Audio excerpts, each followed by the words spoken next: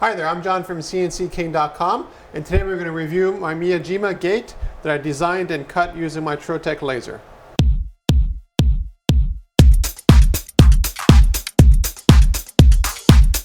This Japanese gate has traveled with me from the first shop, which was my parents' garage, all the way to our second shop, and now our third shop. Every shop doubled in size, and we're kind of due for another doubling pretty soon. As you can tell, there's quite a bit of dust on this as a result. So what you'll see is the laser cutting of this model, I'd say roughly 3 years ago. I just never made a video. So let's take the dust off.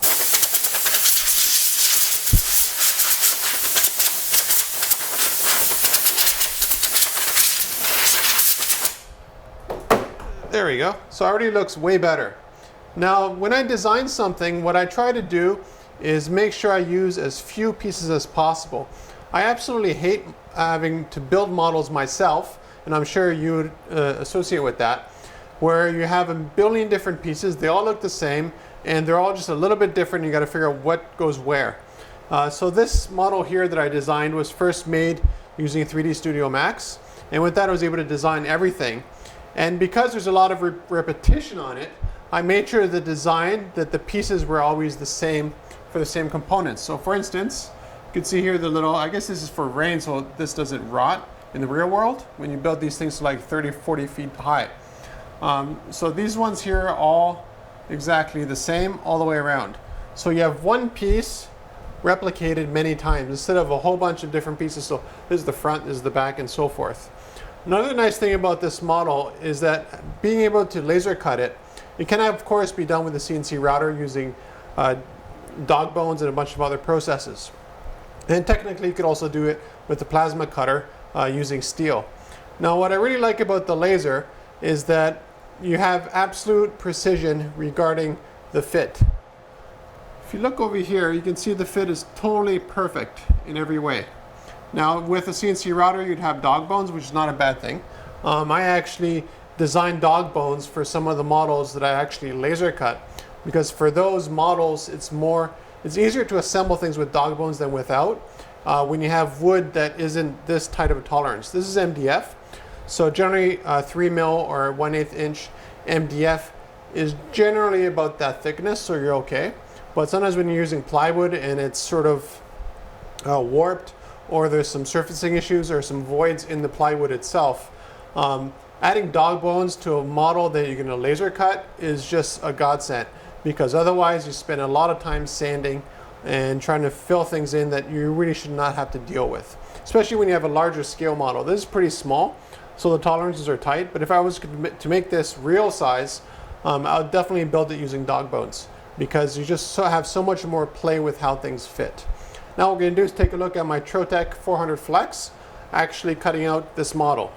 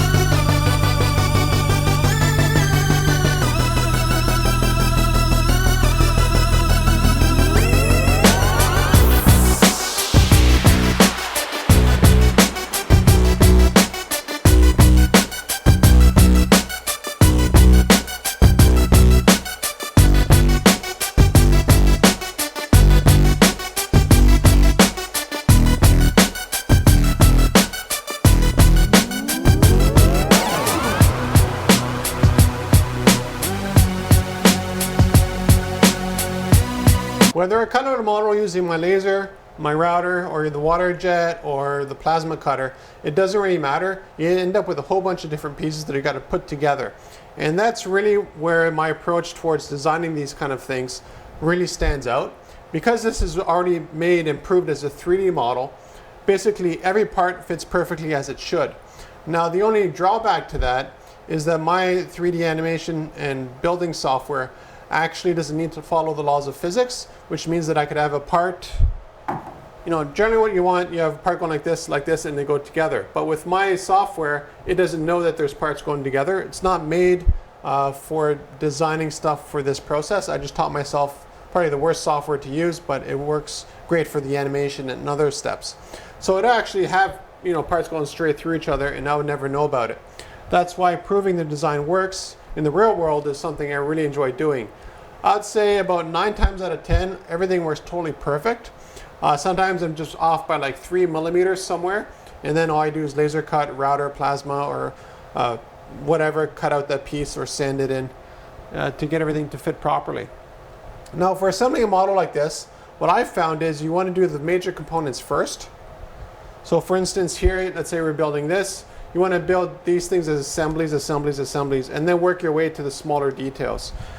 Because it's very easy to get bogged down by the little details, and then you look back when the glue's starting to set and you go, oh my god, I forgot to put this one piece in because I was so focused on the small little components.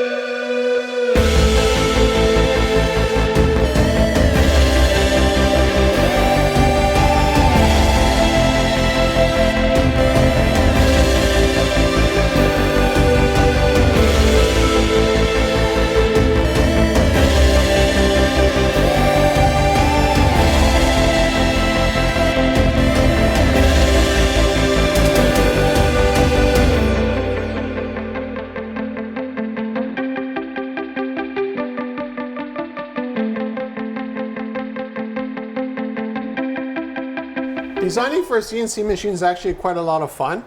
I spent years making these kind of models. I taught myself, and that's why I released a whole bunch of books to teach you how to do what I do.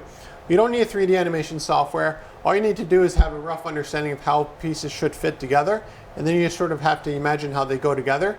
The advantage of the 3D software that I use is that I don't have to use my brain to visualize a 3D space as much, and I can find problems in the model. So again, generally 9 times out of 10, I build a model and everything fits totally perfectly. And that's what the 3D animation and assembly aspect of modeling allows me to do. If I didn't have to do that, I have friends who design models like this and more complicated and so forth. And they just basically have to prove a design over and over and over again. And I find that kind of tedious. So if you're looking for plans for this model here, you can go to CNCKing.com. We have an EPS, AI, whatever file format. I have the standard ones there. All you do is import them if you don't have it, and everything should work fine. All the models on CNCKing.com are based off material thickness. So that's something to keep in mind. I absolutely hate measurements. I do enough measurements as, CNCROI.com. So when it comes to model making, I don't want to deal with any measurements. Everything is relative to the material thickness. That means you don't have to worry about inches, feet, millimeters, centimeters, all that kind of stuff. So head over to CNCKing.com and you can buy this model right away.